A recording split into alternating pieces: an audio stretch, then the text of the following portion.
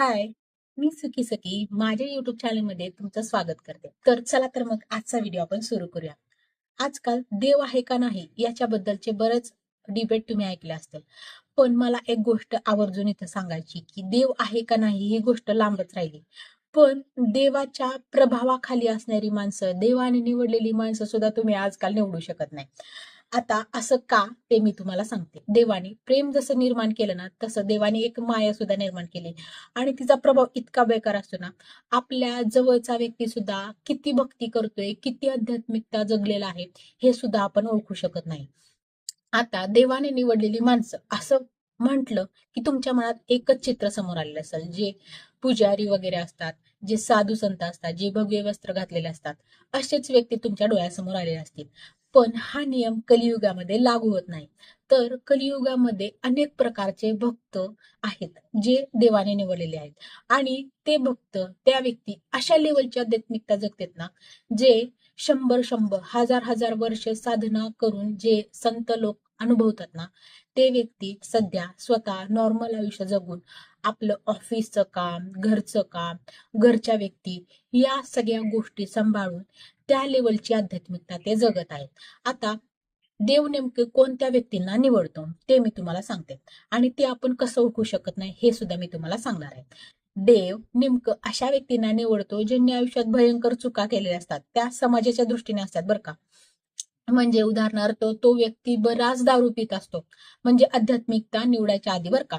तो व्यक्ती बराच दारू पित असतो, इतरांना शिवीगाळ करत असतो, त्याच्यामध्ये अहंकार असतो, मीपणा असतो. काही जणांनी आई वडिलांच्या विरोधात जाऊन बऱ्याच चुका केलेल्या असतात.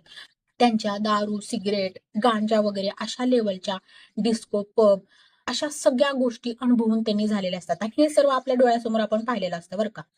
आणि काही काळानंतर असेच व्यक्ती भरपूर प्रमाणात भक्ती करताना दिसतात आणि आपण त्यांच्याकडे बघून हे म्हणत असतो की बघा एवढं सगळं चुकीचं वागून आता भक्तीला लागलाय, नुसतं नाटक आहे ती सगळी, असं आपण म्हणतो का? तर आपल्या मनावर, आपल्या डोळ्यांवर, आपल्या दृष्टिकोनावर मायेचा पडदा इतका प्रभावी बनलेला असतो ना, आपण त्याला देवाने निवडले आणि तो कोणत्या लेवलचे अनुभव जगतोय हे सुद्धा आपण ओळखू शकत नाहीत. आता असं का ते मी तुम्हाला सांगते. ज्यावेळी असे व्यक्ती चुकीचं वागत असतात ना, तर त्यांच्यावर नकारात्मक शक्तीचा प्रभाव असतो आणि आपण चुकीचं वागतोय याची जाणीव त्यांना कुठेतरी होते. मला असं वाटतंय की प्रत्येकालाच आपण जेव्हा चुकीचं करत असतो ना, ही जाणीव 100% होत असते. पण बरेच जण त्या चुकीचं वागण्याची जाणीव होण्याकडे दुर्लक्ष करतात. पण जी आध्यात्मिकता जगणारी माणसं असतात ना, त्यांनी त्या जाणीवेकडे दुर्लक्ष न करता लक्ष दिलेलं असतं.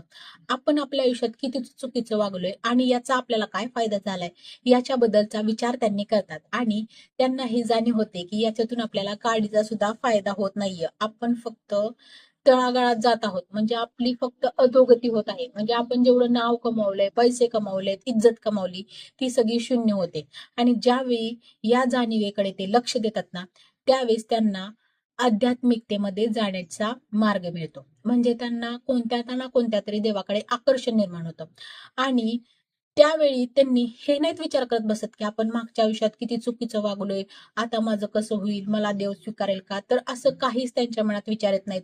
ते बेधडक भक्ती चालू करतात. आपल्या स्वतःकडून जे आपण देवाचं आकर्षण निर्माण झाले ना, त्या देवाकडे ते आकर्षित होतात, त्यांचे नामस्मरण करू लागतात.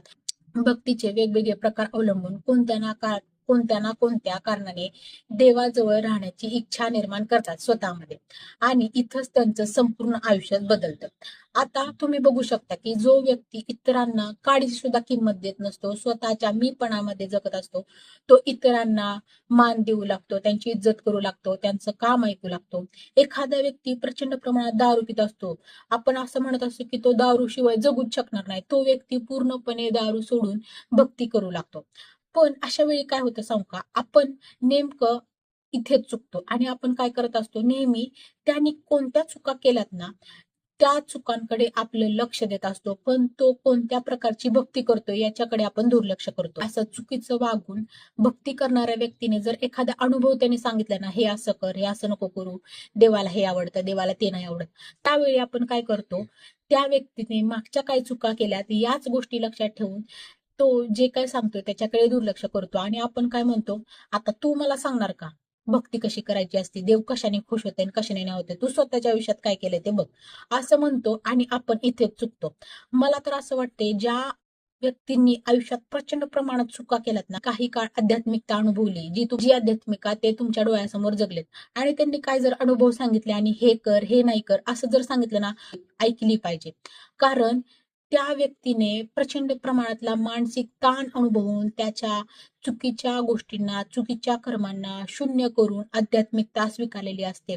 पश्चातापाच्या अग्नीत जळून त्यांनी त्याची भक्ती सिद्ध केलेली असते.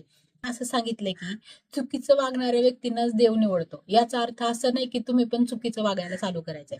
तर त्यांचं ते चुकीचं वागणं नकळत असतं, म्हणजे त्यांच्यावर नकारात्मक शक्तींचा प्रभाव पडलेला असतो. तर मी सांगितलंय त्याच्यामध्ये काय करायचंय, ज्या पण वेळी आपण एखादं चुकीचं काम केलंय आणि त्यावेळेस आपल्या मनात जाणीव झाली की बाबा हा, आपण ही चूक करतोय, केलीये, त्याच्यानंतर त्या जाणीवीकडे बारकाईने लक्ष द्यायचं आणि आपल्याला ती चूक कशी सुधारता येईल, त्याच्यामधून कसं आपल्याला बाहेर पडता येईल याच्याबद्दलचा विचार करायचा.